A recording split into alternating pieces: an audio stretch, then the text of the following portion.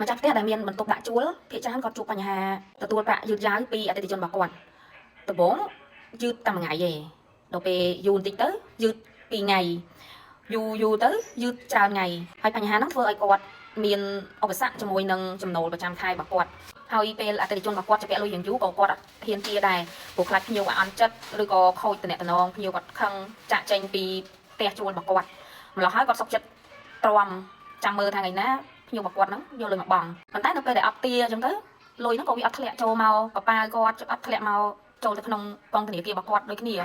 ហើយបញ្ហាមួយហ្នឹងគឺយើងមានដំណោះស្រាយប្រើជាមួយនឹងប្រព័ន្ធគ្រប់គ្រងអាជីវកម្មដោយគ្រាន់តែចុចតែមួយคลิก generate ចេញជា invoice ដែល invoice ហ្នឹងវាហាក់ដូចជាប្រៀបនាំសារនាំទៅកាន់អតិថិជនដែលគាត់ជួលបន្ទប់ជួលផ្ទះហ្នឹងអញ្ចឹងយើងអត់ចាំបាច់និយាយផ្ទាល់ទេយើងអាចគ្រាន់តែហុចกระดาษហ្នឹងទៅគឺអតិថិជនឬក៏អ្នកជួលហ្នឹងគឺគាត់យល់គឺគាត់ដឹងហ្មងថាទូនាទីរបស់គាត់គឺដល់ថ្ងៃត្រូវបង់សេវាហើយអញ្ចឹងបើសិនជាបងមានតម្រូវការឬក៏ត្រូវការសាកសួរព័ត៌មានបន្ថែមសូម inbox មកកាន់ខ្ញុំ